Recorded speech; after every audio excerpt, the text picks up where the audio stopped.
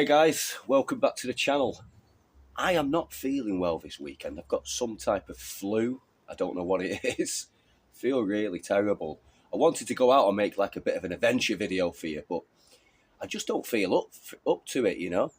So what I thought I'll do, you can share with me what I'm doing at the moment. I'm fixing this old tent.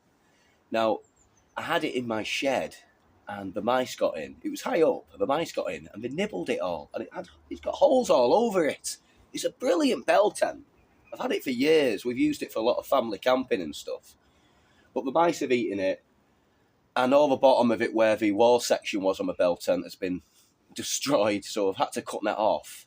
But in a way, I'm thinking, it's done me a little bit of a favour, because I'm turning it into a larvu now.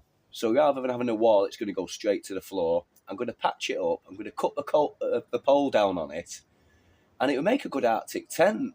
Now, I've been using this glue stuff, and it just won't come off my hands. I mean, I've had a shower and everything, and it just doesn't come off my hands. I'll show you the glue I'm using. So this is it, Storm Shore. It's a clear adhesive type stuff. It's a bit like a silicone, but I'm going to see if it's done its job. I glued some patches on last night and I stitched them. Like I said, I got glue everywhere, but it seems to be okay, and it seems to be a bit waterproof. So I'm going to keep repairing this tent. So I glued this on last night, this patch, and it seems to be it's holding quite well actually. So it's good stuff if you need something to repair your canvas tents. But I'm going to stitch around it as well. I don't know if you can see here. Whoops. You can see where the mice have eaten it on the inside. Totally destroyed it. I might as well show you inside my trailer tent while we're in the garden. Speaking of tents, this is a 1980s dandy folding trailer tent. I've done some modifications to it. We use it for family holidays sometimes. Not used it for a few years. It's mainly left up here for when my biker mates come around and they want somewhere to sleep. I'll show you inside. Yeah, it's actually quite roomy in here. You sleep 5 people comfortably. You've got 2 double beds, one either side. You've got a cooking area with a sink, has a battery that pumps the water from an external water butt. I'll show you the beds. So you've got a double bed on that side. I use a dividing curtain. That's where me and Hannah sleep. We have another bed on this side, another double bed, and this bed turns into a settee as well. I'll show you something else I've done. I'm gonna leave a door open on that to get some air inside it. I'll show you this little trailer I made. I made it from an old 1940s. I think it was a builder's type trailer, and I've put a top on it, so it's a little camper van. I pull it with my tractor. I can pull it with my car as well.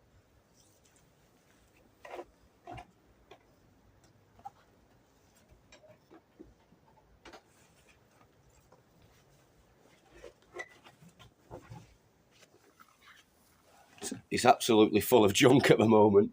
I've been so busy doing stuff, and you know, I'm starting to neglect stuff. It needs doing up. It needs cleaning out and using. It's got a log stove in it here, and I have a pipe going out of the top. I have a single bed along here that drops down. I've got a bed at the back where I can put a box and things, and have a bunk bed that slots in where my smallest son sleeps. But yeah, it was a fun project. But like I said, I really need to get to grips with it and get it a bit better, really. This is a mini one I made. Basically the back drops down, and I have half a larvu, you know, the Polish larvus, like the cape part of it. And that comes out and makes the back so that I can actually sleep in it if I want. My kids sleep in this in the summertime. It's a handy trailer just anyway, but yeah, this is another one I did. I still need to put mud guards on the bigger trailer, to be honest. You know, I think it's illegal to have a trailer without mud guards. I'm not sure, so I need to make some. I think I'm going to use some old tin baths and cut them in half, use something like that. So I had this log stove made by a friend of mine, and I put this air vent in at the side. Yeah, I have taken it to Finland camping before now. It's a little bit heavy for that. I wanted it a bit lighter. The size is perfect, but it's just a little bit too heavy.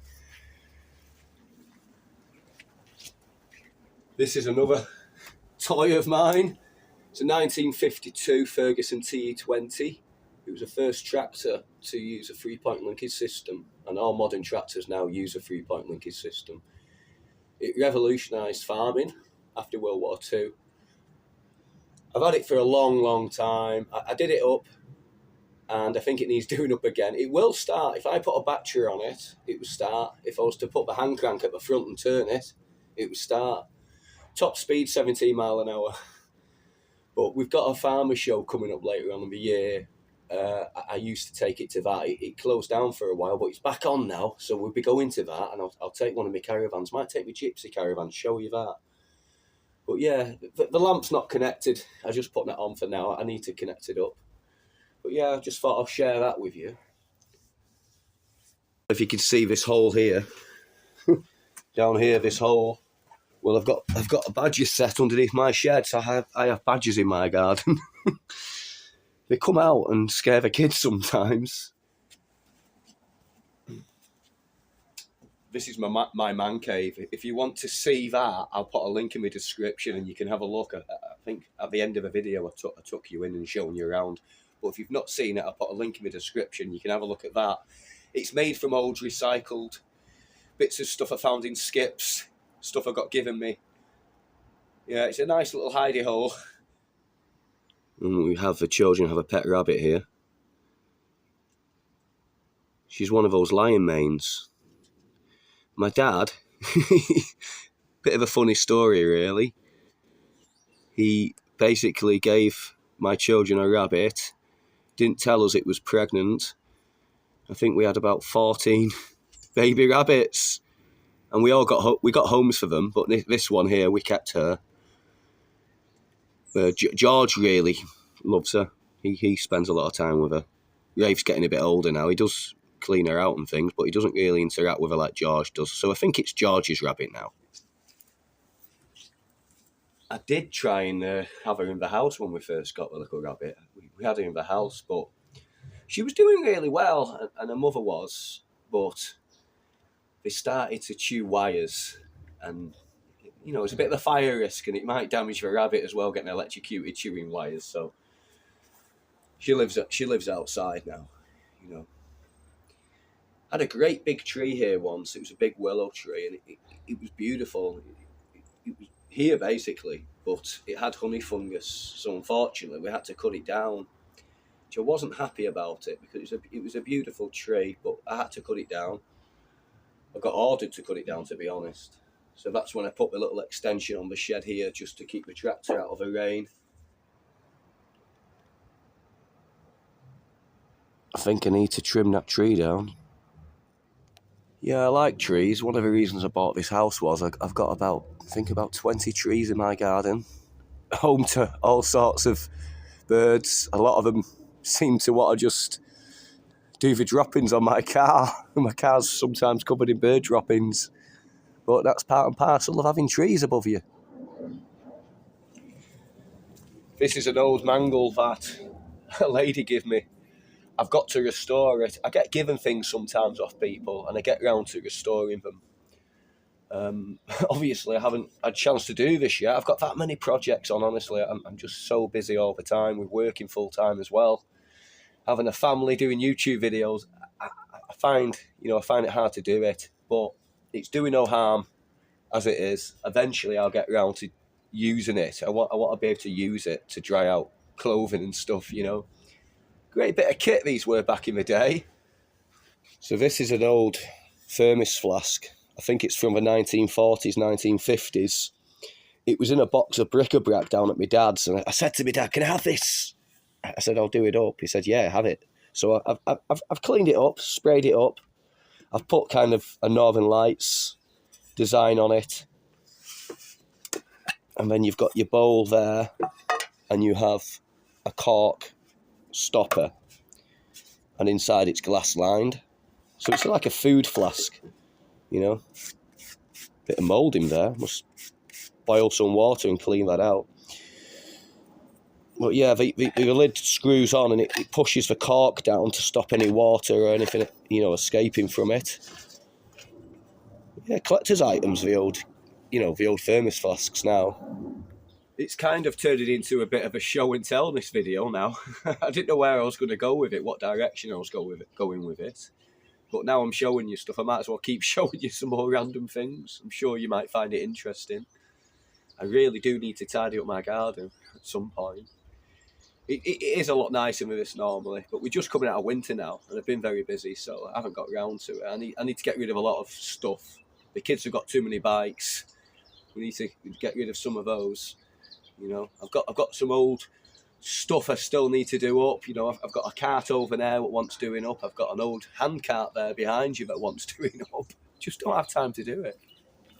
What I am going to do this year, and I make a video on it, I'm going to be building something. But what I'm going to do is get rid of this play area. The kids have used it. They've outgrown it now. I asked George. I think he still uses the slide a little bit, so we see how he feels about that. But I want to get rid of this section here, get rid of it totally. And I've got some wood, some timber that my mate Niall got me. He was getting thrown out at work, so he salvaged it and I picked it up. So I'm thinking either extending my bar bigger, so I've got some more room, a bit of a workshop, because I need more room to put my kit, or I'm going to make a lavoo, like a kind of teepee that you can sit in with a fire, which would be quite nice. I haven't decided on that yet, but I will do a build of that and show you how I do it. It doesn't have to cost a lot of money at all. You can do these things very cheaply. If you scavenge around for stuff, you can do it. You know, and I hoard things, as you can tell. So I've always got materials.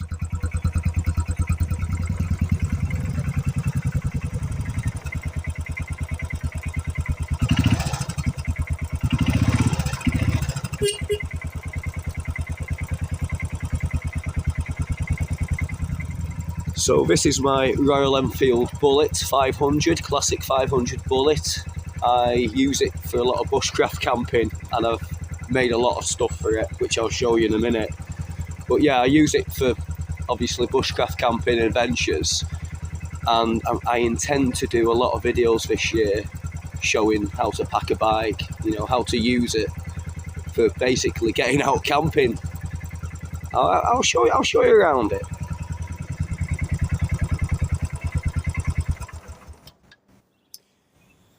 Yeah, so what I've done, I've made some leather panniers for it with these gear straps here, so I can attach a bedroll. I can do this on both sides. The reason I did that was if I've got one of my children on my back or I've got my wife, I've still got enough baggage room, you know.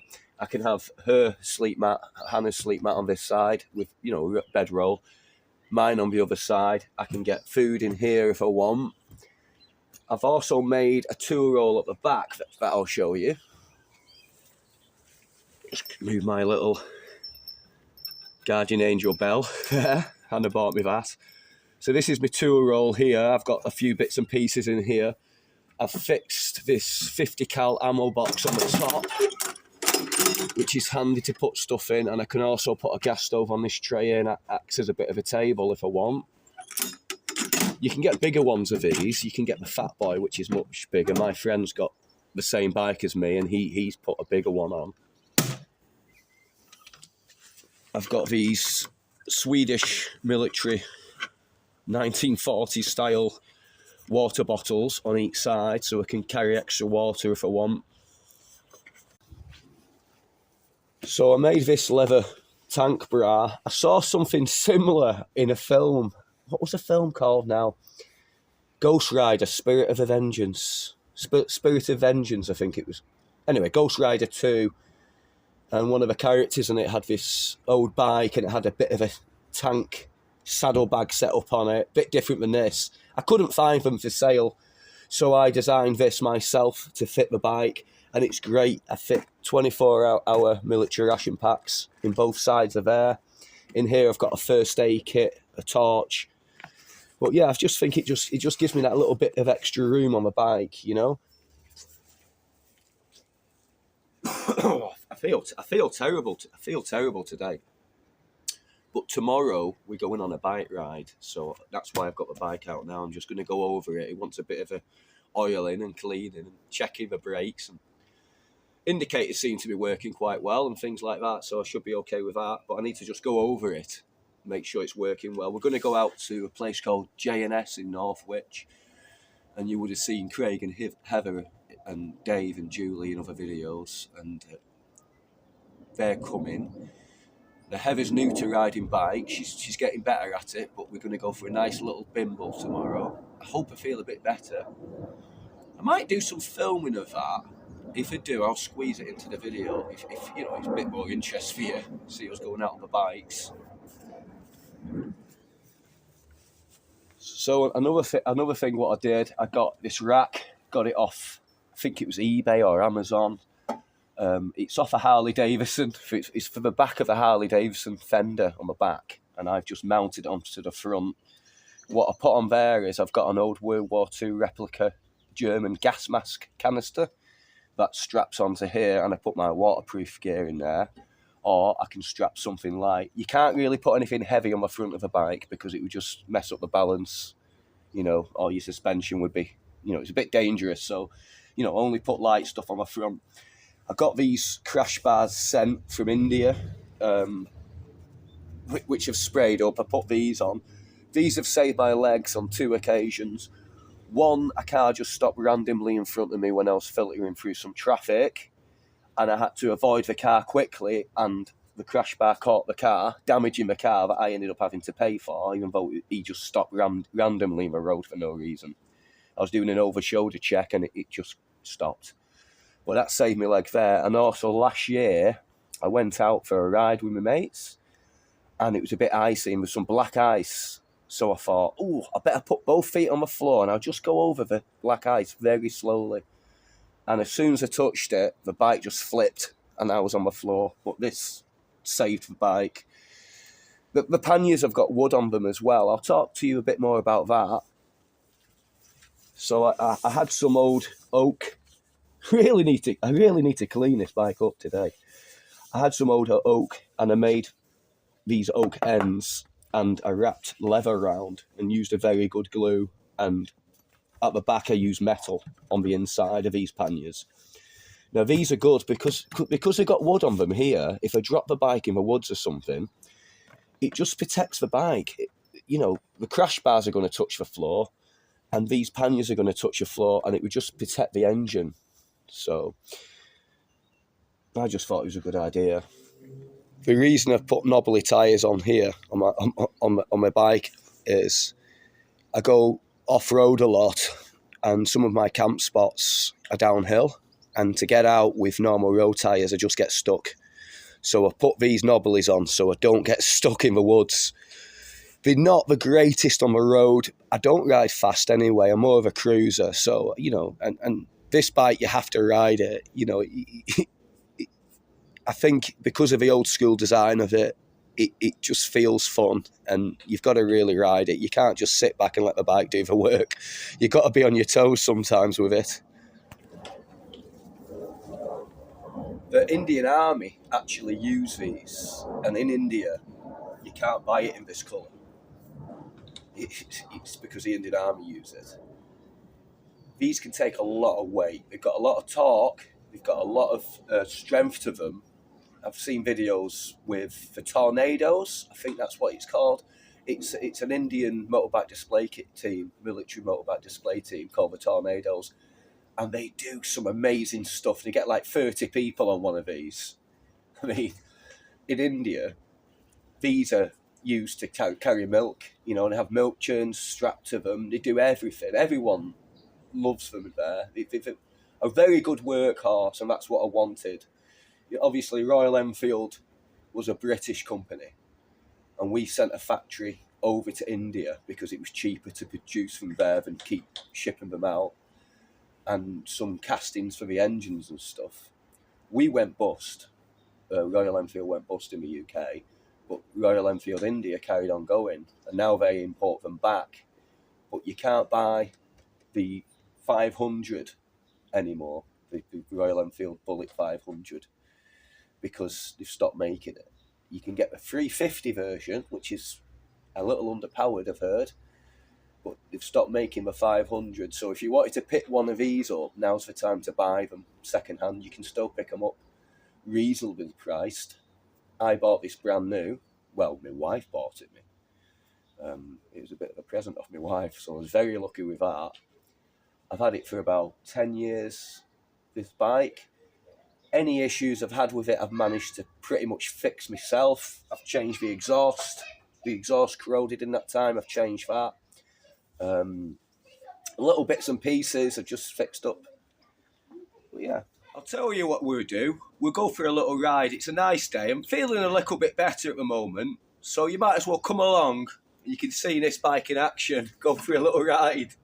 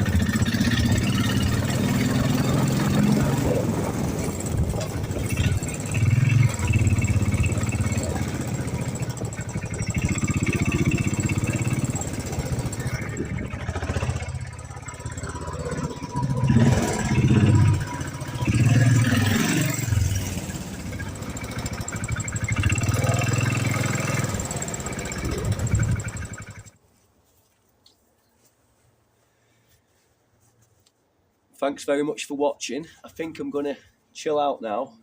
Got a bit cold on my bike before. Sorry about that footage. It wasn't great. I literally got the tripod and stuffed it down my jacket with my camera on it, so that's why it was wobbling around a little bit. But I just thought I'll show you that. I think the next video we're gonna go camping. I think I'm gonna take this new tent out. Well, my old tent I'm doing. I'm gonna take that out and get out camping. I think that's what we need to be doing. The weather's been a lot better today, but I just don't feel with it today at all. I feel quite ill. So I think I'm going to go in and get a cup of tea. See you next time.